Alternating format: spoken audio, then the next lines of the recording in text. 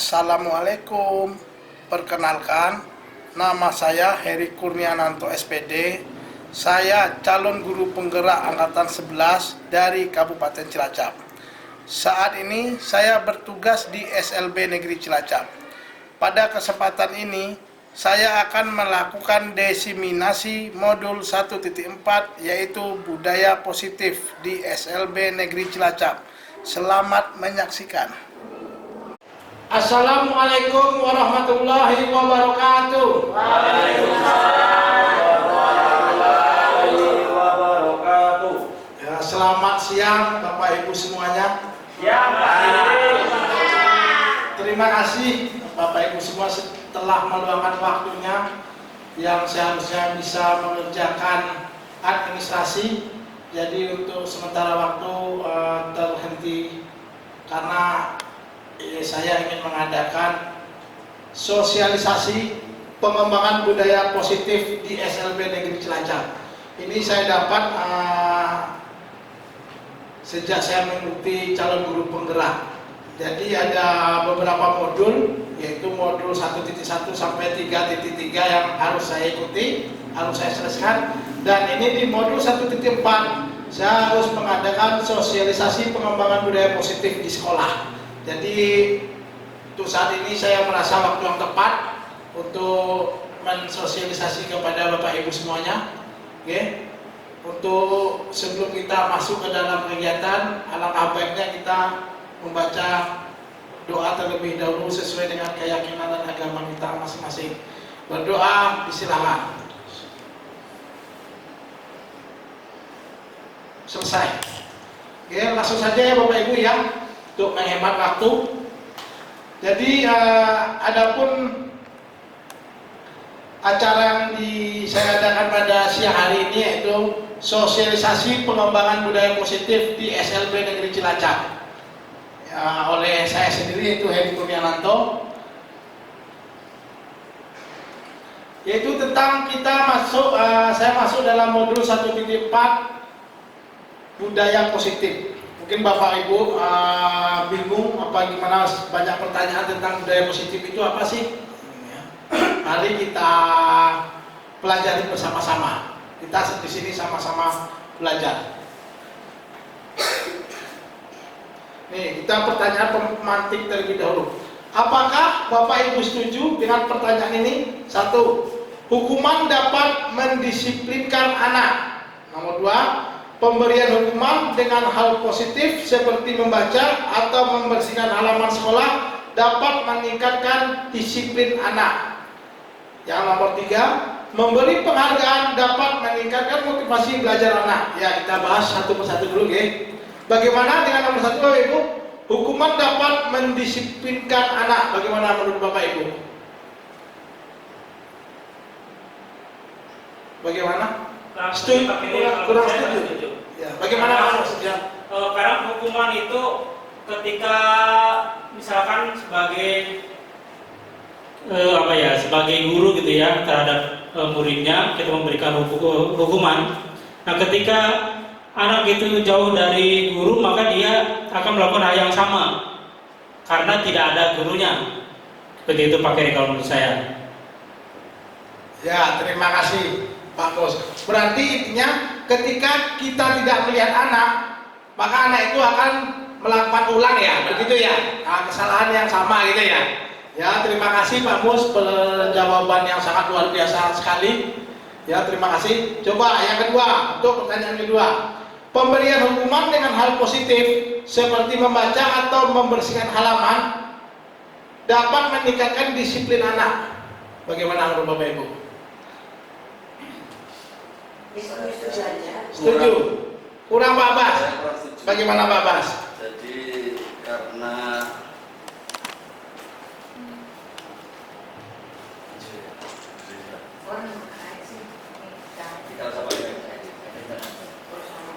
Jadi karena dihukum menggunakan membersihkan halaman, nanti suatu ketika ada trauma pada anak. Jadi kalau bersih-bersih itu adalah bagian dari hukuman. Jadi kedepannya itu kurang bagus menurut saya kurang setuju. Ya, terima kasih Pak Abbas atas jawabannya. Berarti intinya untuk bersih-bersih itu kita menghukum anak gitu ya? Iya. Itu bisa menyakiti anak gitu ya Pak Abbas. Nomor 1 dan nomor 2 kebanyakan kurang setuju ya Bapak Ibu ya. Yang nomor 3, memberi penghargaan dapat meningkatkan motivasi belajar anak. Apakah dengan memberi penghargaan kita dapat meningkatkan motivasi belajar anak?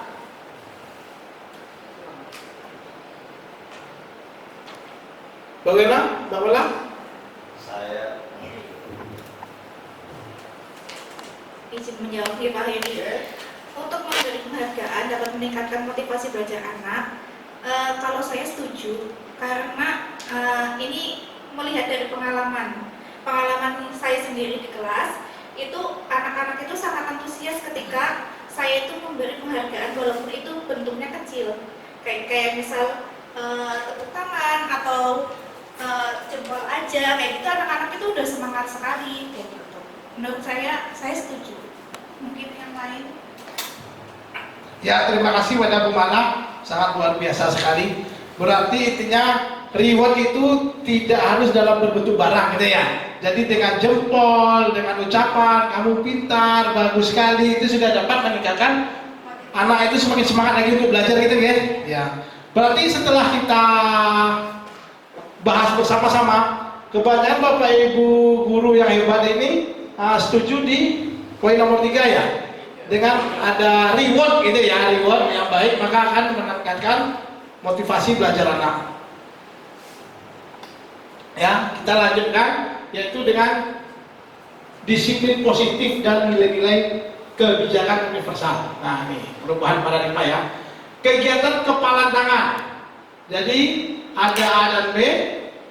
Cobalah secari kelas kecil, tulislah benda atau sesuatu yang sangat berharga untuk Anda. Letakkan di salah satu tangan Anda dan genggam benda atau sesuatu tersebut dengan segala daya. Buatlah sebuah kepalan. Teman Anda akan mencoba dengan sekuat tenaga dengan berbagai cara untuk meminta Anda memberikan benda tersebut. B bisa membujuk, mengancam, menghadik, merayu, menyuap apa saja agar dapat membuka kepalan tangan Anda. Apa yang terjadi kan gitu.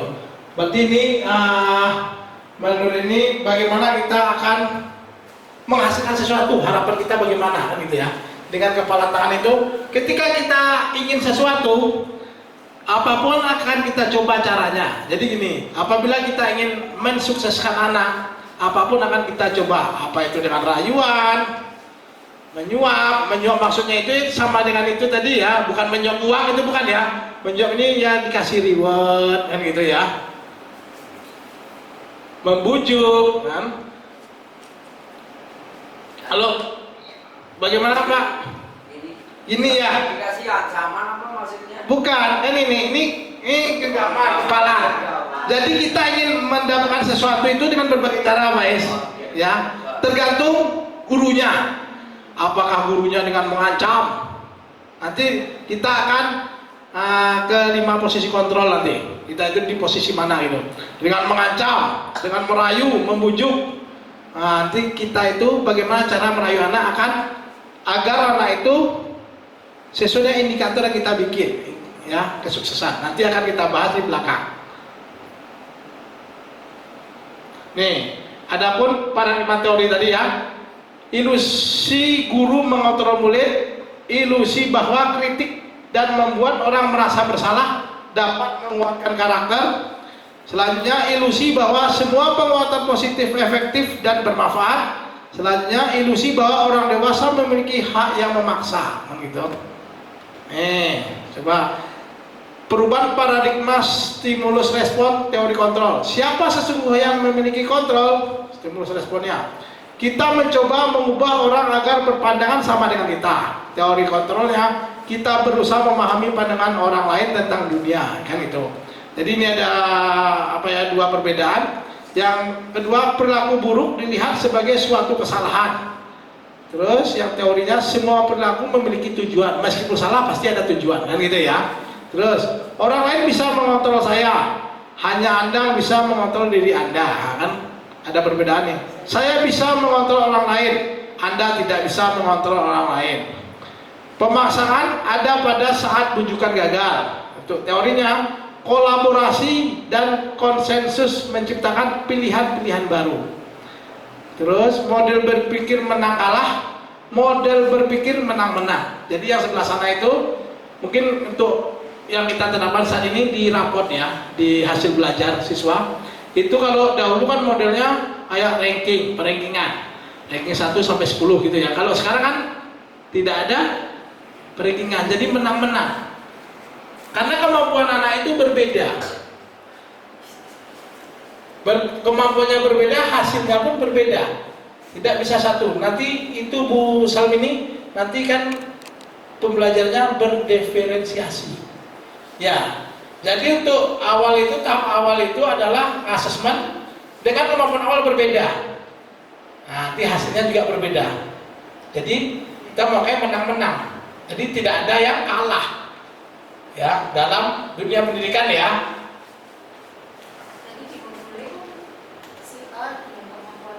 Ya, dijelaskan satu persatu. Ya, jelaskan satu persatu. Nih, disiplin positif, teori kontrol, teori pilihan menurut Dr. William. Yang pertama itu Anda tidak bisa mengontrol orang lain, hanya Anda yang bisa mengontrol diri Anda. Makna disiplin belajar kontrol diri, belajar menggali potensi kita agar tercapai tujuan mulia, yaitu sesuatu menjadi seseorang yang kita inginkan berdasarkan nilai-nilai yang kita hargai ya. Terus semua pelaku memiliki tujuan. Teori motivasinya itu untuk menghindari hukuman, ya ada juga itu ya. Untuk mendapat imbalan, untuk menghargai diri sendiri. Terus model berpikir menang-menang, kolaborasi dan konsensus menciptakan pilihan-pilihan baru, yaitu 5 posisi kontrol. Yang pertama penghukum. Tadi yang menghukum siswa itu ya, kalau siswa melakukan kesalahan. Ada yang pembuat rasa bersalah. Nanti ada, dan 3 sebagai teman, 4 pemantau, 5 manajer. Jadi yang paling tinggi itu manajer. Jadi ini yang kalau bisa kita semua menjadi manajer. Nanti tergantung kepada siswa-siswa kita ya. Terus lihat realitas kebutuhan kita berbeda. Kita berusaha memahami pandangan orang lain tentang dunia. Setiap orang memiliki gambaran berbeda. 5 kebutuhan dasar manusia: bertahan hidup, penguasaan, kasih sayang dan rasa diterima, kesenangan dan kebebasan.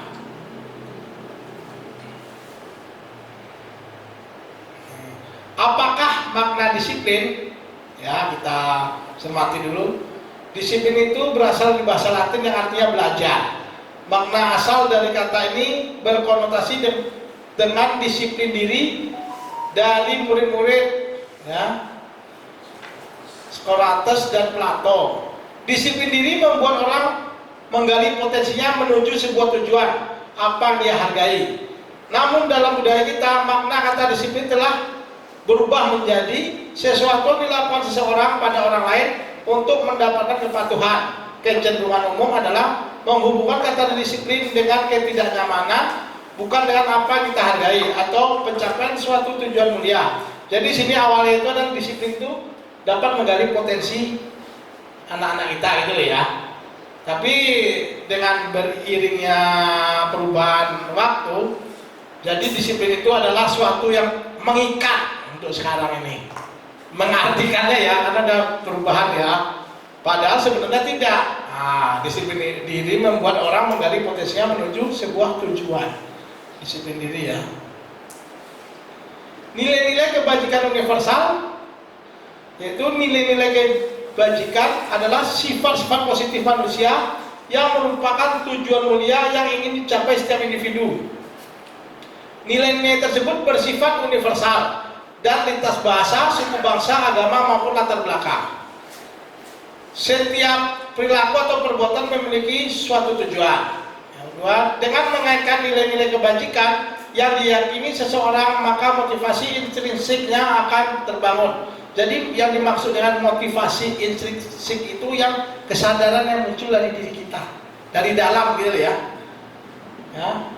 Sehingga menggerakkan motivasi dari dalam untuk mendapat tujuan mulia yang diinginkan. Jadi kita sadar gitu loh. Kalau kita disiplin, maka kita terhindar dari apa? Karena ada 3 nanti itu.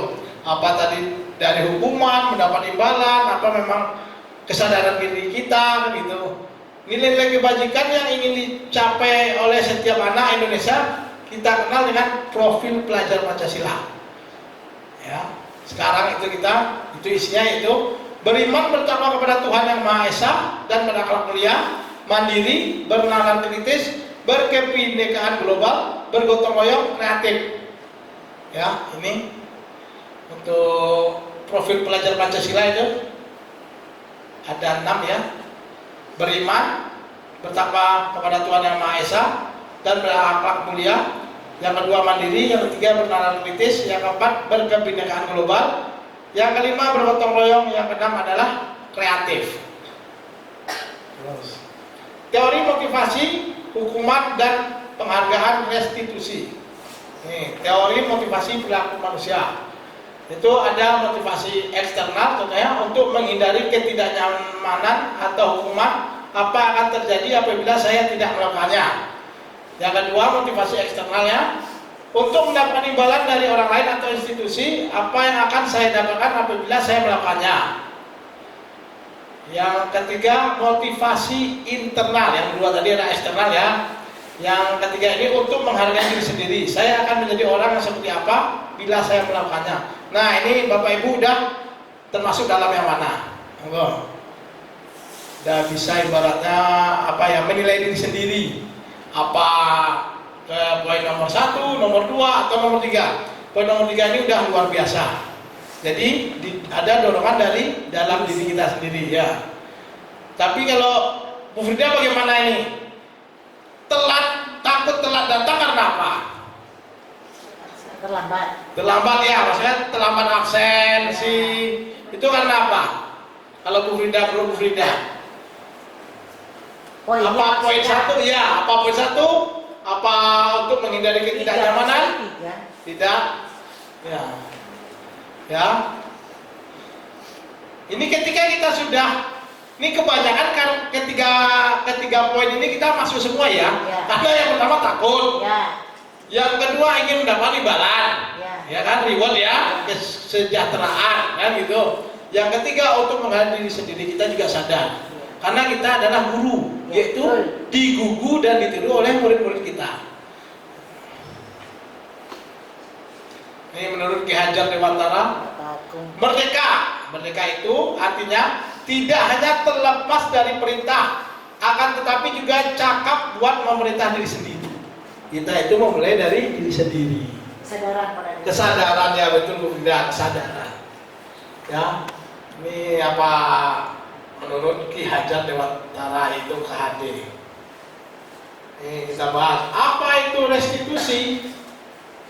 Restitusi adalah proses menciptakan kondisi bagi murid untuk memperbaiki kesalahan mereka sehingga mereka bisa kembali pada kelompok mereka dengan karakter yang lebih kuat. Restitusi juga merupakan proses kolaboratif yang mengajarkan murid untuk mencari solusi untuk masalah mereka dan membentuk murid berpikir tentang orang seperti apa yang mereka ingin menjadi, tujuan kuliahnya, dan bagaimana mereka harus memperlakukan orang lain itu menurut dosen. Ciri-cirinya, 1, bukan untuk menebus kesalahan, namun untuk belajar dari kesalahan.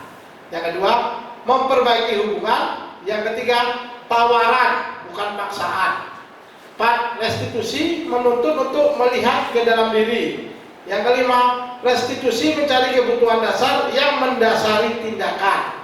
Yang keenam, restitusi diri adalah cara yang paling baik. 7, restitusi fokus pada karakter bukan pada tindakan. Yang ke-8, restitusi fokus pada solusi. Yang ke-9, restitusi mengembalikan murid yang berbuat salah pada kelompoknya. Ya, itu ciri-ciri restitusi. Selanjutnya itu keyakinan kelas. Ini saya yakin nih Bapak Ibu guru sudah membuat keyakinan kelas ya kemarin ya. Ya, sudah ya, berarti kan sudah menerapkannya ya di kelas masing-masing. Mengapa tidak peraturan saja? Mengapa harus keyakinan kelas ya? Itu alasannya. Yang pertama, mengapa kita memiliki peraturan harus menggunakan helm bila mengendari kendaraan roda 2? Kenapa Bu? Bapak Ibu? Keselamatan ya. Ada keselamatan boleh. ya. Nah, berarti kalau keselamatan itu udah muncul dari diri, motivasi intrinsik ya, dari diri sendiri. Ya, untuk takut ditilang tadi ada ya, berapa ada tiga tadi untuk kriterianya. Kenapa kan gitu? Takut hukuman, kan gitu ada nomor satu kan, nomor satu. Kalau untuk keselamatan udah kan kesadaran diri, ya itu yang poin nomor 3. Terus nomor 2, mengapa kita memiliki peraturan 3M, menggunakan masker, mencuci tangan dan menjaga jarak 1,5 meter pada saat corona kemarin? Kenapa? Biar selamat ya, keselamatan ya, kesehatan ya, takut kena corona kan gitu loh ya. Ya, yang ketiga, mengapa kita memiliki peraturan harus datang tepat waktu saat mengikuti pelatihan? Kan tadi ada tadi ya, kita kembalikan ketiga tadi. Apa karena takut dimarah dapat hukuman nih? Ya kan? Apa ingin dapat imbalan? Kayak biasanya siapa duluan ya nanti dapat door prize, siapa ya? Iya kan? Yang ketiga, memang kesadaran kita bertanggung jawab atas diri kita kan itu. Motivasi intrinsik.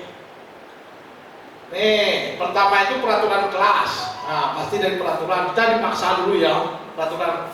Terus yang kedua keyakinan kelas. Keyakinan ini terbentuk dari kesepakatan, bukan paksaan lah ya. Kalau kita beda, kalau peraturan kan dipaksa dulu ya, mau nggak mau harus seperti ini. Tapi kalau keyakinan tidak. Terus saat ini kita udah mulai ke keyakinan kelas, itu kesepakatan bersama. Baru tercipta lingkungan positif di sekolah ya. Terus budaya positif itu untuk tahap-tahapnya. Nih, yang mana merupakan keyakinan kelas? Coba. Yang satu kesepakatan kelas, datang tepat waktu mengucapkan salam. 2, menjaga kebersihan sekolah. Ketiga, berdoa sebelum dan sesudah kegiatan. 4, aktif dalam belajar. Kalau yang satu lagi kesepakatan kelas, kami guru dan murid yang saling menyayangi, kami murid yang semangat belajar, kami murid yang peduli dengan teman-teman. Menurut Bapak Ibu, keyakinan kelas yang mana? Contoh keyakinan kelas.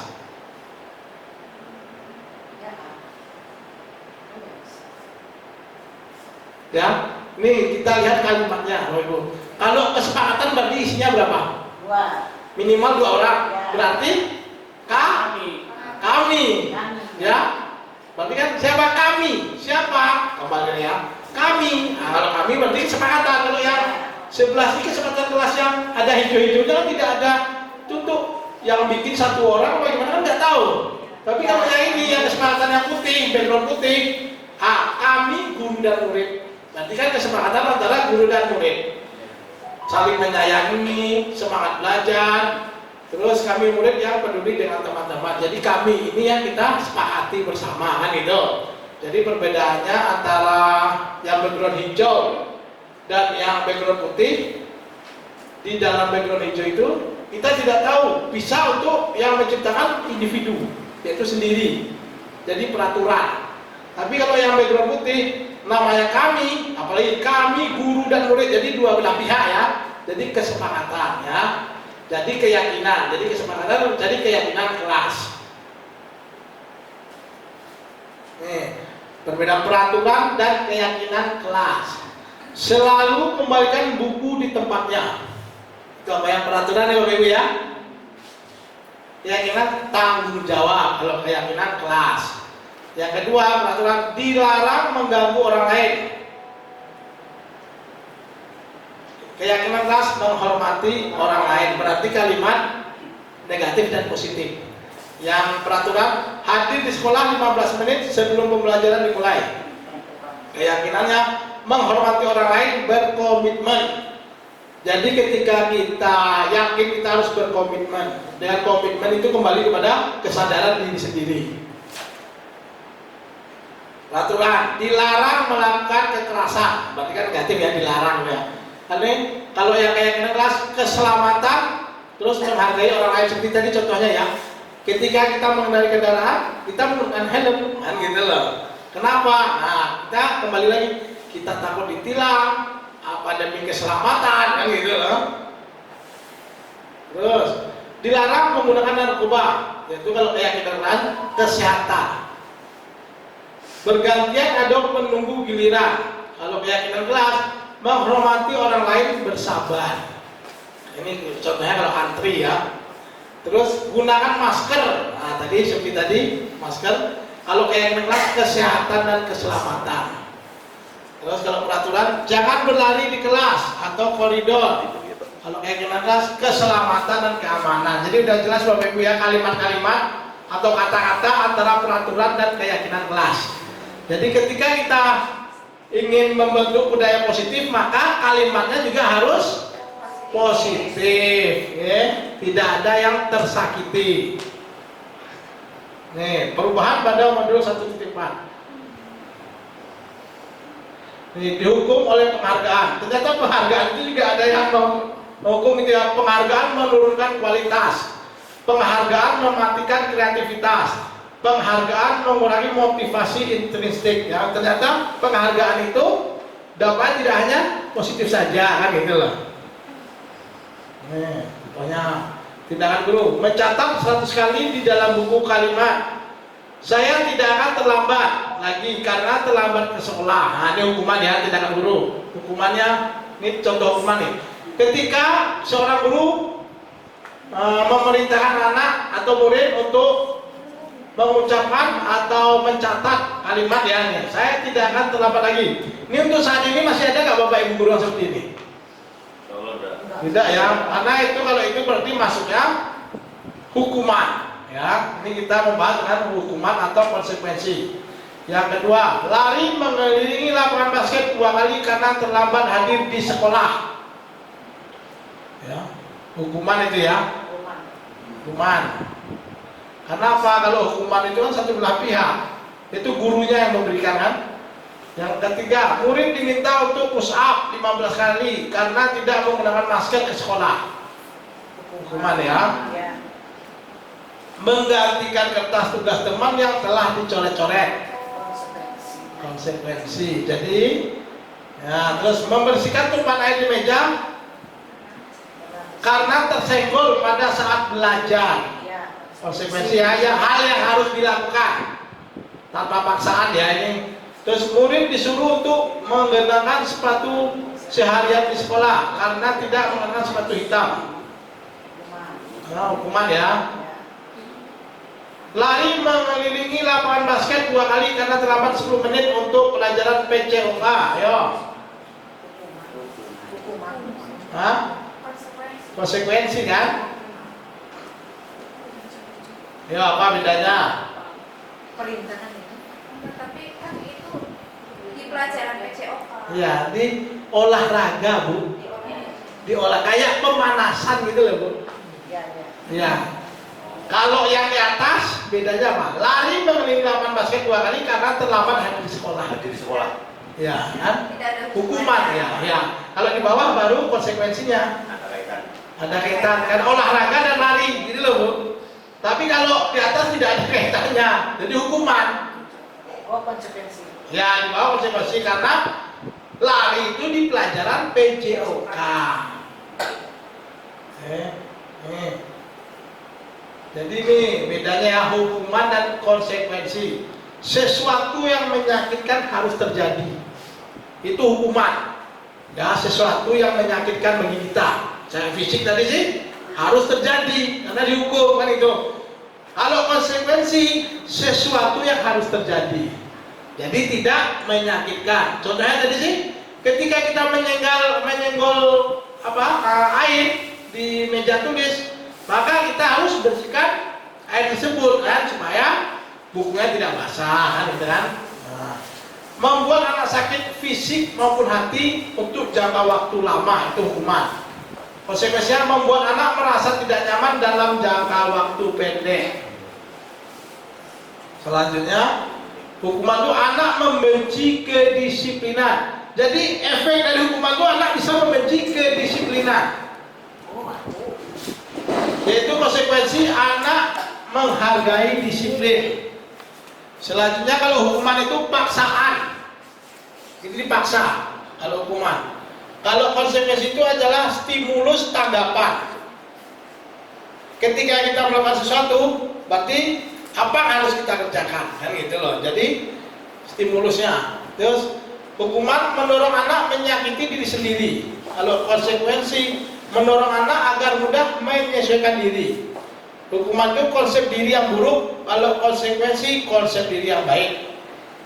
Hukuman anak belajar untuk menyembunyikan kesalahan agar tidak dihukum. Jadi anak-anak itu mencari alasan kan gitu loh. Kalau konsekuensi anak belajar untuk mematuhi peraturan. Jadi kalau anak takut dihukum, kita berbohong kan gitu loh. Itu untuk menutupi kesalahan. Kalau hukuman marah, rasa bersalah, dipermalukan, merasa tak dihargai, itu efeknya. Kalau konsekuensi kehilangan hak, dibuat tidak nyaman, diasingkan untuk sementara waktu. Cuman sementara saja, setelah itu lupa, kembali ke normal kembali itu ya. Jadi perbedaan hukuman dan konsekuensi. Jadi lebih baik kita membuat keyakinan kelas dengan ada konsekuensinya gitu kan. Ketika kita telat bagaimana kan itu kan. Bersama kita sepakati bersama menjadi keyakinan kelas. Kembali lagi ke yang pertama tadi. Nih ya, apa maksud identitas gagal itu hukuman tadi. Terus identitas sukses, disiplin, konsekuensi dan restitusi. Contoh ini, kalau hukuman itu sesuatu yang menyakitkan harus terjadi, konsekuensi sesuatu harus terjadi. Kalau restitusi merupakan pilihan, ya, kembali ke anak, ya kan? Terus kalau hukuman tidak nyaman untuk murid atau anak jangka waktu panjang. Kalau konsekuensi tidak nyaman untuk murid atau anak untuk jangka waktu pendek. Restitusi mengeluarkan untuk murid atau anak dalam jangka waktu panjang. Kalau hukuman korban mendapatkan keadilan. Konsekuensi korban bisa diabaikan, karena ada plus minus semuanya ya. Kalau restitusi korban mendapatkan ganti. Jadi hukuman murid atau anak akan tersakiti. Konsekuensi murid atau anak dibuat tidak nyaman. Restitusi murid atau anak mendapatkan penguatan. Itu hukuman perilaku pasif atau agresif meningkat. Jadi ada dua dampak ya. Kalau konsekuensi penguatan hanya bertahan dalam jangka waktu pendek. Kalau restitusi masalah terpecahkan. Jadi masalah ini kayak komunikasi dengan murid, nanti ada kita bahas selanjutnya. Terus kalau hukuman sistem tidak akan berjalan bila murid tidak takut. Jadi kalau murid tidak takut ya kita disepelekan kan itu.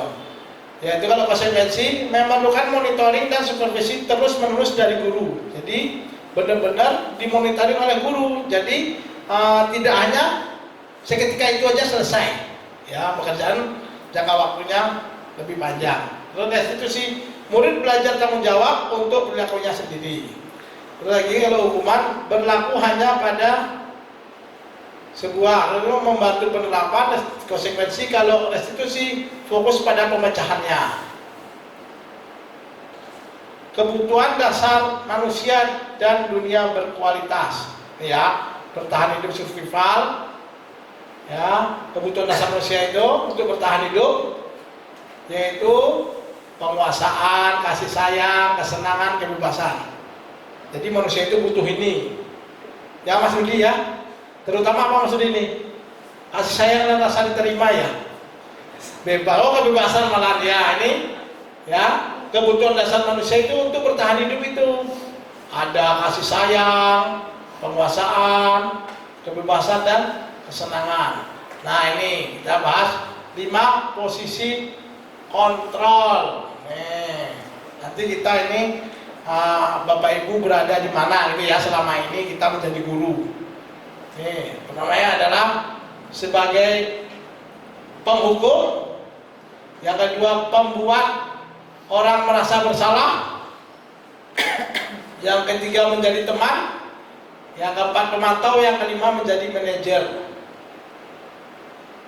Ya, jadi Bapak Ibu ini dalam proses belajar mengajar saat ini Bapak Ibu berada di yang mana? Contoh ini guru berbuat. Jadi ketika ada anak melakukan kesalahan, maka apa yang akan kita berbuat? Kalau penghukum itu menghardik, menunjuk-nunjuk, menyakiti, menyindir. kalau membuat orang merasa bersalah, berceramah dan mengatakan seharusnya, terus ibu kecewa dengan kamu nak, kamu kok datangnya sering terlambat, itu merasa bersalah.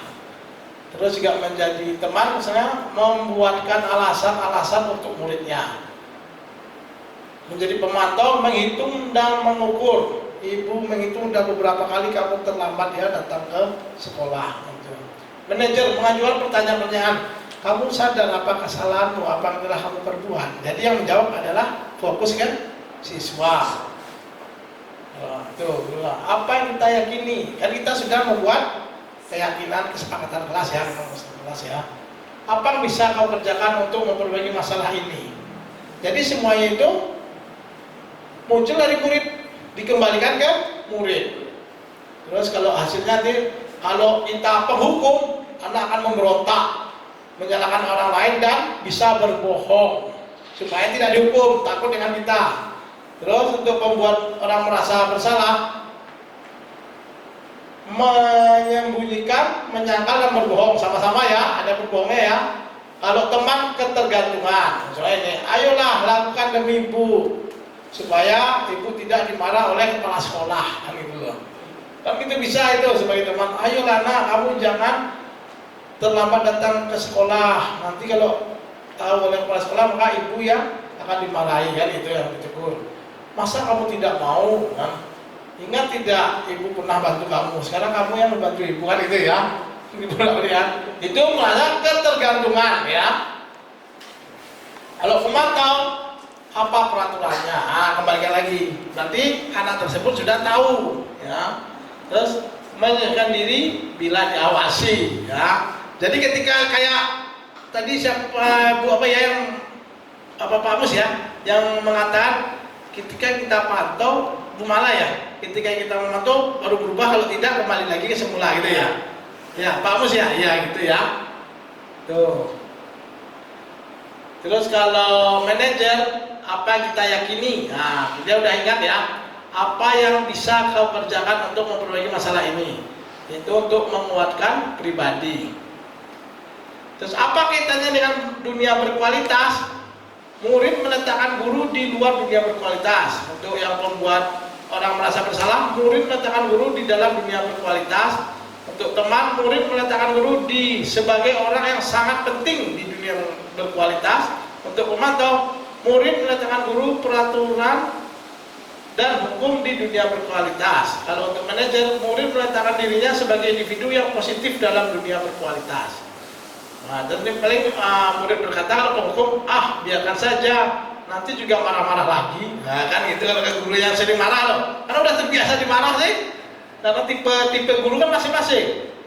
Terus kalau membuat orang merasa bersalah, biasanya jawabannya, maafkan saya ya Bu. Nah, gitu lah. Karena ibaratnya kan membuat murid merasa bersalah. Terus kalau teman, saya pikir Bapak Ibu teman saya, ternyata begitu, kan gitu. Kalau pemantau, berapa banyak bintang yang saya harus peroleh, berapa halaman yang harus saya tulis. Nah, terus kalau yang manajer, bagaimana caranya saya bisa memperbaiki keadaan? Nah, itu pertanyaan-pertanyaan ya. Nanti gurunya yang memberikan solusi, tadi tidak menyalahkan. Kalau manajer itu dampak pada murid, kalau penghukum bisa mengulangi kesalahan. Kalau membuat orang merasa bersalah, merasa rendah diri. Kalau teman lemah, tidak mandiri, tergantung. Ketergantungan maksudnya kepada guru. Ya.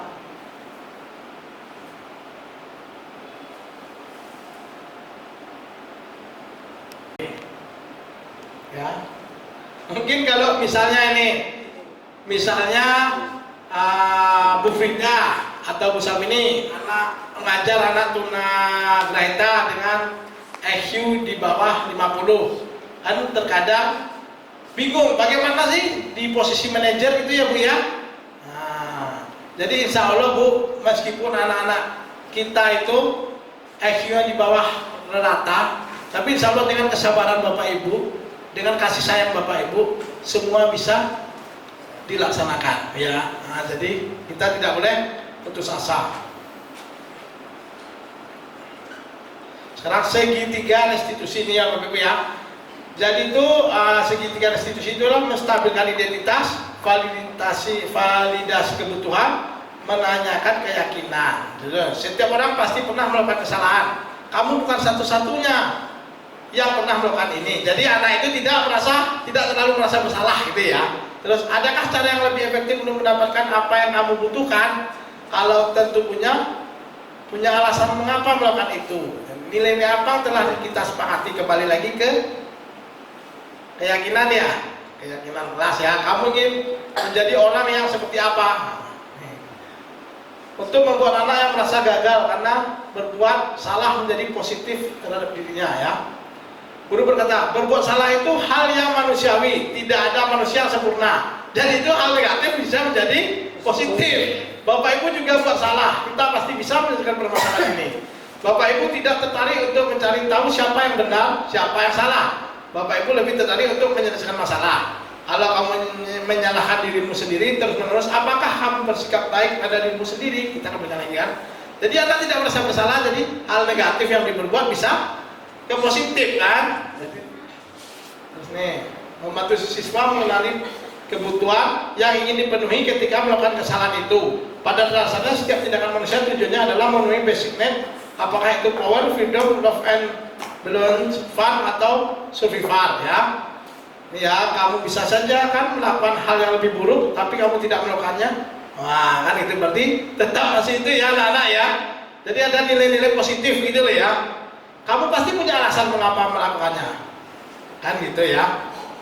Terus, anak melihat kesalahan dihubungkan dengan norma sosial dan nilai-nilai yang mendasari manusia berinteraksi dengan orang lain. Guru berkata, apa nilai yang kita percaya di kelas atau sekolah kita? Kembali lagi kepada keyakinan yang pernah kita bikin ya. Menanyakan keyakinan. Lanjut. Ya. Nah, ini hal refleksinya. Satu, hal baru apa yang mengubah paradigma saya yang saya dapatkan setelah Bapak Ibu tadi ya tentang beberapa tadi yang terakhir ada 5 posisi kontrol. Jadi Bapak Ibu sudah mengetahui posisi apa sih saya sekarang gitu. Nomor 2, perasaan apa yang muncul selama mengikuti sesi ini, khususnya mengenai makna disiplin dan motivasi intrinsik.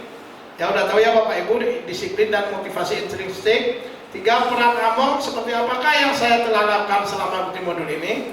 4, saya akan menjadi Among seperti apa setelah mengikuti modul ini ya. Monggo Bapak Ibu jika ada pertanyaan.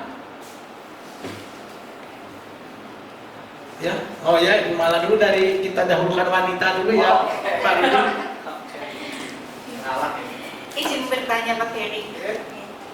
Kebetulan saya itu mengajar siswa tunarungu. Nah, yang ingin saya tanyakan, bagaimana cara menerapkan 5 posisi kontrol itu untuk anak tunarungu seperti itu? Terima kasih. Ya, terima kasih Bu Mala. Ini pertanyaan yang luar biasa ya Bapak Ibu ya. Ini karena kita kan di sini juga menangani anak berkebutuhan khusus dengan berbagai macam ketunahan. Salah satunya adalah tunarungu. Jadi ini anak tunarungu itu mengalami keterlambatan dalam komunikasi, ya. Ini hambatan dalam komunikasi. Jadi gini Bapak Ibu, untuk semua saja. Jadi kita itu pasti mengetahui ya anak-anak ini kelemahan di mana dan potensinya di mana. Jadi ketika anak itu mengalami masalah dalam komunikasi verbal, jadi kita menggunakannya dengan tingkah laku kita. Jadi insya Allah anak-anak itu akan mulai terbiasa untuk melakukan disiplin positif.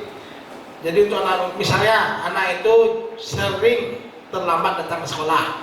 Nah, jadi kita mulai disiplin, maksudnya jam 7 masuk ya kita masuk terlebih dahulu. Jadi benar-benar digugu dan ditiru. Jadi dilihat dari perlakuan kita, gitu, perbuatan kita, perilaku kita. Apakah terkadang juga ada guru yang misalnya, ini contoh di sini tidak ada ya, ini contoh aja ya. Muridnya sudah datang, sudah masuk kelas, gurunya belum datang. Nanti lama-kelamaan gurunya sudah di kelas, anaknya belum datang kan gitu. Kita di sini menggunakannya itu perilaku kita, yang kita terapkan perilaku kita kedepankan. Itu berarti jam 7, sebelum jam 7 kita sudah dalam kelas. Insya Allah lama-kelamaan anak ini kan juga punya hati. Ya, dari hati itu insya Allah semua akan bisa berubah. Itu Bu Mala. Jadi ibaratnya Bu Mala tetap semangat, jangan putus asa. Ya, ya semangat ya Bu Mala ya. Semangat, gak usah putus asa ya. Ya gimana Bu Mala gitu ya? Ya tadi Pak Rudi? Ya. Terima kasih Pak Eri atas kesempatan yang diberikan. Pertanyaan saya tidak jauh berbeda dengan Bu Mala tadi. Kalau Bu Mala tadi terkait dengan anak tunarungu, kalau khusus saya, karena saya mengajar di kelas autis, yang saya tanyakan masih seputar menerapkan 5 posisi kontrol untuk anak autis seperti apa Pak Eri. Dan karena yang seperti kita ketahui, anak autis itu kadang mempunyai dunianya sendiri. Nah itu bagaimana cara menerapkannya?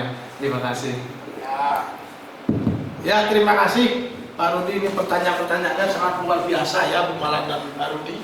Nah kalau autis itu kan dibagi menjadi 3, yaitu dengan autis yang IQ-nya di atas rata-rata, autis yang rata IQ rata, dan autis yang di bawah rata IQ-nya. Jadi kalau untuk autis yang di atas rata-rata, insya Allah Bapak Ibu semua sudah bisa lah ya, karena tidak jauh berbeda dengan yang sekolah umum, itu baik yang rata dan di atas rata-rata. Nah yang sekarang yang paling berat itu adalah yang IQ-nya di bawah rata-rata, ya ibaratnya yang di bawah 70. Bagaimana? Tidak jauh berbeda, karena autis ini juga ada hambatan dalam bidang komunikasi dan perilaku. Nah kalau ini malah tambahin perilaku ya Bapak Ibu semua ya. Itu tadi kita biasakan. Kayak tadi misalnya anak sering terlambat, ya kita dulu yang datang dalam kelas, kan itu. Karena untuk anak-anak berkebutuhan khusus yang mengalami hambatan komunikasi, itu yang diutamakan adalah perilaku. Ya, perilaku. Jadi anak-anaknya insya Allah akan terbiasa dengan kesabaran Bapak Ibu semua. Kesabaran ya Bapak Ibu yang luar biasa, karena ini di SLB. Jadi insya Allah budaya positif itu akan ada di sekolah kita, ya, akan diterapkan di sekolah kita dan akan tumbuh karena dimulai dari Bapak Ibu guru. Insya Allah anak-anak akan mengikuti. Jadi seorang guru itu adalah digugu dan ditiru, dan dengan kasih sayang tadi Pak Rudi. Ya itu ya Pak Rudi ya. Ya itu Bapak Ibu, ini waktu yang membatasi, jadi cukup sampai di sini sosialisasi budaya positif di sekolah oleh saya. Jadi semoga mulai saat ini dan kedepannya Bapak Ibu dapat menerapkan berbagai macam yang telah kita sampaikan saat pertemuan ini dan diskusi ini. Sekian Bapak Ibu ya. Sebelum kita tutup, mari kita mengucapkan hamdalah bersama-sama. Alhamdulillahirrahmanirrahim. Sekian Bapak Ibu, terima kasih. Assalamualaikum warahmatullahi wabarakatuh. Waalaikumsalam.